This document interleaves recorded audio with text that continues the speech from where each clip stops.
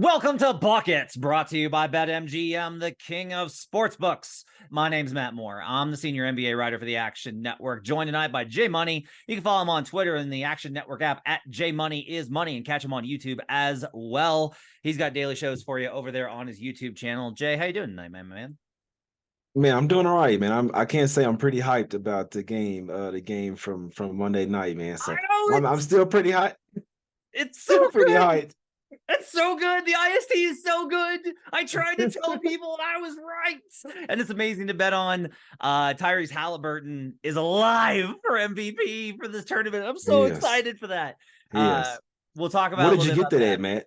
Do what? What did you get that? What did you I get got him that at price I at? got him at 42-1. Joe Dolera's got a 70 on him. Yeah, Yeah, that's it. 70-1. So very excited about him getting through. Did not think that they were going to get through this thing. So excited about that. Presents some interesting opportunities. We'll talk about some of that tonight, and then we'll cover it more before Thursday's show previewing the IST as well. I'll do that show from Las Vegas. I'll be out there for the in-season tournament, semifinals and finals. Very excited to do that. We'll have complete coverage for you over at actionnetwork.com and in the Action Network app, which is the best way for you to track your picks. You get up to the second information where the bets, the money's coming in on. You get signals like, okay, the money's coming in on this, but the line has moved the other direction. That gives you an indication of there being some sharp money on the other side. If you want to be a smarter better, you need the Action Network app. Also, make sure to check out our YouTube page. Go to youtube.com/the Action Network and make sure to check out, download, like, subscribe. You guys will be able, you will find so much cool stuff on there daily from us. Our Green Dot Daily live show that goes on every single day, giving you the betting agenda. You got all of our shows like the favorites and the Sunday Six Pack, all those shows going live on YouTube. So make sure to go to youtube.com/the Action Network. We'll do best bets for the Tuesday in-season tournament slate. I will talk through some of the things that I'm now thinking about as far as futures angles now with the Indiana Pacers having gotten through. Jay and I are recording this at halftime of Pelicans Kings, with the Pelicans currently leading the Sacramento Kings by 8 points, 69-61 in this one. We'll see how the second half plays out, and we'll talk more about the ramifications of that on Thursday's show rather, for the IST. On Tuesday night, we do have two games again in the quarterfinals. The New York Knicks are on the road versus the Milwaukee Bucks. The Bucks are 4.5-point favorites. The total is 225. The Phoenix Suns visit the Los Angeles Lakers in the nightcap as Kevin Durant takes on LeBron James. Lakers are a 1.5 favorite that opened at 2. It's now down to 1.5. Total is 227.5. Jay, I know this is a tough slate for you, but what's your biggest lean that you've got in these games? Yeah, so I do lean towards the Bucks full game. I lean towards Suns in the first quarter, Lakers full game. But if I'm gonna go with one bet to be my best bet, would be LeBron James under his 2.5 3-pointers made. All right. I've got the New York Knicks. God help me. I got them +5. It's now 4.5. So the market. So closing line value. Num. Wish I could eat that closing line value. I've also got the Knicks on the money line. I've also got the Los Angeles Lakers -2. So got the worst of that number so far. We'll see how that one kind of plays out as we get closer to tip off. Let's start by talking about the Bucks. Look, I think that this is an interesting matchup from the perspective of the Knicks are the better balanced team. What's tough about them, though, is that they're the better balanced team on aggregate, where if you go back and you look at them game by game, at dunks and threes, they're 9th in offense. They're 13th in offense, 5th in defense. The Bucks are 8th in offense, 17th in defense. Their defense is worse than the Knicks' offense is. The problem is if you go back and you look game by game for the Knicks, is that you find a lot of like, oh, the offense was great in this game, but the defense wasn't. Oh, the defense was great in this game, but the offense wasn't. And that's inconsistent. Versus the Bucks have been pretty consistent in that the defense is mediocre and the offense is exceptional. Like the minutes with Giannis and Dame on the court, they're killing teams, which you would expect from a team with that much firepower. It is very rare that I think that Tom Thibodeau has a coaching advantage in a tactical matchup.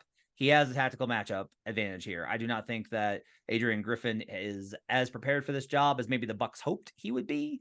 There's been a lot of like the Bucks starters are giving a lot of advice for how to do things. They've had to change the scheme. All those things I think are a concern. It being in Milwaukee is definitely tough. But I will say this, I kind of think that the Knicks are more together right now. Now look, I have like just a number projection on this too, right? Like I wouldn't be just playing this based off of like, I think that they're a more together team. Like that's not how you make bets. You can, but I think it's pretty tough if you don't have like a tactical side of it. I make this game Bucks minus about 1.8. So I've got like a very significant edge on this game with about 3 points of value. That plus the fact of that's kind of all right, let's check the number. What does the number say? And then I kind of ask myself, does that make sense? And there's a lot of times when I'm like, no, that does not make sense, model. Shut the fuck up.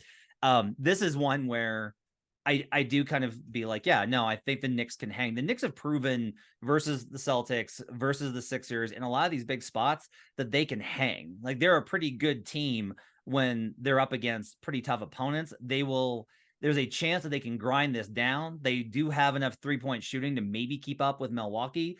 So I'll lay a little bit with the money line because of the IST and all of that. But I also I definitely like getting the full 5 points here. I think this is a close game. I like the Knicks here, but you said you've got to lean towards the Bucks. Is that right? There's a lot to break down here, and I'll be honest, I didn't really look to. I mean, you got to look at a lot of different factors when betting these NBA games, especially. But I mean, you got me there. The Thibodeau over Griffin. I mean, Griffin looks a little over his head. Let's be honest here. I didn't necessarily like the hire. It's not that I wanted Budenholzer over him, but he's a rookie head coach going into a team that, I mean, they have championship aspirations basically every single year. Obviously with Giannis and Dame, so I don't necessarily think that he was ready for that. But I mean, the Bucks are hot, man. They're 8-2 straight up last 10 games. They're 9-1 at the house. This is where they play their best basketball. 7-3 against the spread as well. So, and if you're looking at the matchup perspective, which I like to look at, the Knicks have the better overall team. They have the better bench here. But I feel like with Dame and Giannis, when you have two superstar type of players like that, they kind of just like are. I mean, both of them are unstoppable. Brunson is not stopping Dame Lillard. It's not going to happen. They're going to have to try to put Grimes or somebody on him. Brunson will get smoked by Lillard here. And I'm not sure who's going to stop Giannis as well. When he gets it in his mind that, okay, I'm going to win this game, you can't stop Giannis. He's going to drive to the paint every single time, and he's going to get a dunk or layup, or you have to foul him, and obviously has to make his free throw. So I feel like this game might come down to the wire. And if it comes to whose offense I trust more, I do trust Dame and Giannis a little bit more. But obviously the Knicks are the better overall team. They have the better bench. They're the more complete team, like you said, man. So this is a really tough matchup for me to figure out. I'll be honest. 6 at the opener was too high of a number, which is down to 4.5, 5 now. But I could see it going either way, but something tells me that the Bucks get it done at the house. And one more thing, Matt, we know Dame Lillard has never won anything in the NBA. This is his chance and they're probably not going to win a championship this year as well. And he's been very vocal about wanting to win this NBA Cup because it's like his chance to get some type of trophy, right? So I have that in the back of my head, and I know that Lillard's going to do everything he can to try to get to Vegas. And so I do have a small lean to the Bucks at minus 4.5. Man, I mean, you make a good point there about like, do I really want to go against Dame time on the road in a win or go home environment? I guess the only thing I would say is the big edge, and we talked about this on Monday's show, is the Bucks bench in the last 2 weeks has been really bad. Now, the on-court, off-court stuff doesn't really reveal that because they stagger them enough, but the Knicks bench is absolutely phenomenal. Actually, via NBA.com, which their numbers are a little wonky, but the NBA.com has actually got starters with a little bit of advantage for the Knicks and bench with an advantage for the Knicks, a 2-point advantage for the Knicks via the NBA.com's numbers. Now, again, some of those are a little wonky, so caveats there, but I do think it's like an interesting perspective of, do I expect the Bucks starters to outperform the Knicks starters? Yeah, but the question is going to be end of first quarter, start of second quarter, and then once it gets into crunch time, I feel okay with having Jalen Brunson. I feel okay with a Knicks team that has a pretty strong belief. And I do kind of wonder, you said that Dame wants to win this thing. Dame might, but Brooke and Chris and Giannis, those guys have titles and they want another one, and that's what they're competing for. And so I am kind of curious. And also, here's another thing. As a narrative trend, this is a narrative thing. From a narrative perspective, the Celtics basically had the same problem tonight that they have every single playoffs, which is like their offense dies for a long stretch and they just lose the rope completely. So like a good question here, I think, is like, okay, are we going to see some of the trends that show up in these high tension environments pop up with some of these teams? I will say that the Bucks are 3-1 straight up and ATS versus teams over 500. That includes a win over the Mavericks. They covered versus the Celtics, and they did beat the Heat straight up as well. They're 2-2 straight up and 3-1 ATS. I'm sorry. So they've done well versus the limited number of good teams so far, but I wind up feeling like the Knicks are the team that, like I said, is a little bit more together. And so I'll go ahead and grab the points here. I don't know if I can't give out. I don't think the money line is the best bet based off of what you said. Like I do think that the Bucks probably win this game with the edge, or at least that there's the value on it. But I'll grab the points gladly here and take this kind of opportunity because, by the way, another small trend in your favor here. The Knicks are 2-5 against the spread versus teams over 500, so they haven't done great in that environment either. And man, the Bucks have played really well versus the Knicks. They've won 7 straight and they're 5-0-2 against the spread in their last 7 games as well. So for whatever reason, they can't seem to stop Giannis and Cole. And obviously now they have Lillard. I mean, you already couldn't really stop Giannis, which they still have Middleton and Brook Lopez. We can't forget they hadn't had like a top tier season, but they could have a good game here. Guys like Bobby Portis coming off the bench. But I just feel like with adding Dame there, it's just a little unfair because now he has that closer. Now Giannis doesn't have to close or have the ball in his hands. He actually has a guy that can close the game with free throws and make those threes. And then, I mean, the Dame Lillard and Giannis pick and roll is just, it's absolutely crazy. But I do agree. The Knicks, top to bottom, 1-9, they have the better team. But like, if it was in New York, I'd be on the Knicks for sure. But the fact that it's in Milwaukee and this team is hot right now and they seem to figure some things out on offense, I do think it's going to be really close on the spread, to be honest with you.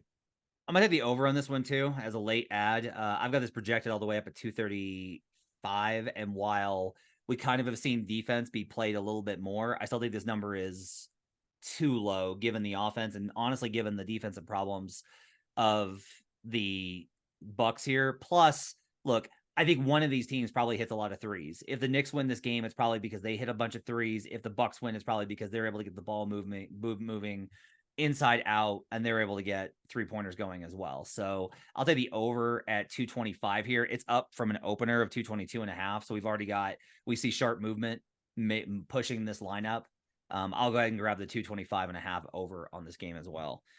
In the nightcap, the Phoenix Suns take on the Los Angeles Lakers. I know that there's a prop angle that you like on this game, but as far as a side, what's your lean in Suns Lakers with the Lakers a 1.5 favorite?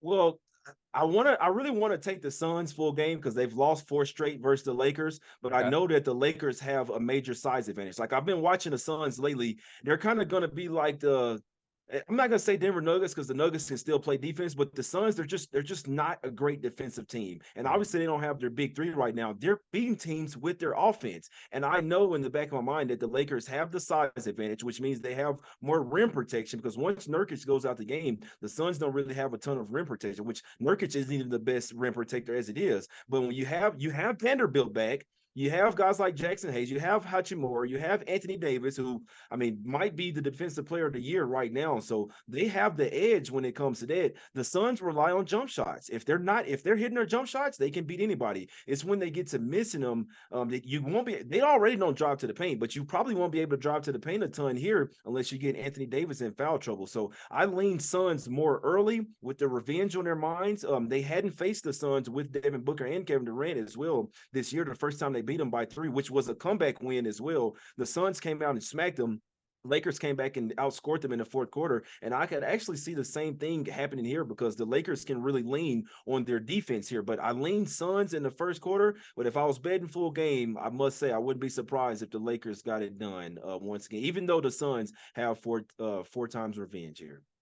For me, a lot of this is just it's the home game, right? Is like if this is neutral court, I think I'm on Suns, but the Lakers have been really good. Their home court advantage is a little bit juiced right now based off of the opponents that they've faced and the performances that they've had there. But that's why I have this at a very comfortable margin for the Los Angeles Lakers is how they've played at home so far. They've been really good in that spot. You mentioned they've lost 4 straight to the Lakers. To me, I do think there's a little bit of a tactical advantage that the Lakers have here, especially, being a little bit banged up. We'll see kind of what Booker's situation is going into this game. The other thing I'll say is, in your favor, if we ask like, what's the, we do this in football, right? Like, what's the best unit on the field? The best unit on the field in this game, I think, is the Suns offense. Like they're 7th in schedule adjusted offensive rating. So like they're the best unit on the team here or on the floor. And that does, I think, give them an advantage. The problem is that the Suns, the worst unit on the field is the Suns defense. So you have like a pretty bad situation. Booker's not on the injury report, by the way, for this game, so he should be good to go. The usual assortment of LeBron's questionable with a left calf. He's going to play. Stop it. There's been an interesting debate about how much LeBron is like, what's LeBron's approach going to be? Because, and I've heard both sides of it, and I honestly don't know. There's one side that says LeBron is always aware of history. And so from his perspective, he needs to win 3 games to get a weekend in Vegas, make a little extra dough, which he doesn't need, doesn't care about it, but it's good for his teammates. But the more important thing is he gets to say he was the first MVP and winner of the cup, right? And I can see the Suns, I think, are in a little bit more of just like, they are just generally trying to figure out how to win. They want to win. Booker, I do think, has he's a pretty competitive dude, as much as he may not like doubles in summer league or summer play, but he's pretty competitive. KD, I just think, goes out and always plays the same way. Vogel will have them prepared. So Vogel, I like in the coaching matchup here versus Darvin Ham. I think he's the better coach here. There's a lot of reasons I think to lean Suns, but I can't get there with this being in LA. Like if I'm catching 5 with the Suns, sure. 4.5 even. Sure. 4. I'd probably be on Suns, but at 2, I'll go ahead and I'll lay the points with the Lakers. I am going to take the over based off of that principle of the best unit on the court is going to be the Suns offense and the worst is the Suns defense. The Lakers have tended to do pretty well offensively when they face bad defenses. They can't score on good sound defense, but they can find ways to score and hit threes. We saw that in the Memphis game where they hit all those threes, which was in LA, by the way. Also, little bit of LA nightlife hangover here, right? Suns probably went over on Saturday, night off, all day Sunday, all day Monday here in LA. Think that's probably a little bit of an edge there. I'll take the Lakers in that spot. You want to know a crazy stat against the spread? The Lakers have not covered or lost back-to-back games against the spread in their last 18 games. It's been win-loss. This is like it's something real big with me in NBA is noticing the patterns. This team has went win-loss every single game for the last 18 games. They did win their last game and cover spread. So I'm not saying that the Suns are going to win, but that's a really crazy pattern there, especially a large sample size. 18 games. They have not lost back-to-back against the spread. They haven't won back-to-back. But I just want to go a little bit further. If I was to make a play on this game, it would be LeBron James under his 2.5 threes. It's a little bit juiced at -150, but he's only went over that one. He's 1-4 in the last 5 games, going over 2.5 3-pointers made. And I feel like this is a matchup where he could have success getting to the rim and mid-range. It's like most of those times when he takes a ton of threes, it's when they're blocking him off from getting to the rim. So he has to shoot those threes. We know his jumper just isn't the greatest. He can hit this, but I feel like in this particular matchup, he could have more success in driving to the rim rather than trying to just shoot from the 3-point line, in my opinion, especially when Nurkic goes out of the game. So they do have Vanderbilt back, but also on the Suns side, I'd lean Devin Booker over his points and assists. First off, he's playing point guard for them, so he's going to get the assists, but points as well. I'm not sure who they're going to have guard him. It can't be D'Angelo Russell. It can't be Austin Reeves. You're probably going to, when Vanderbilt is in there, he's probably going to be on Durant. So, Devin Booker, he's gonna cook in this game, man. I do think looking at his points and assists or even PRA over is worth a look here. But if I was to make a play on this game, and I'll probably sprinkle a little some on it, LeBron James under his 2.5 3-pointers made in this particular game. I just think he has more success driving to the basket here.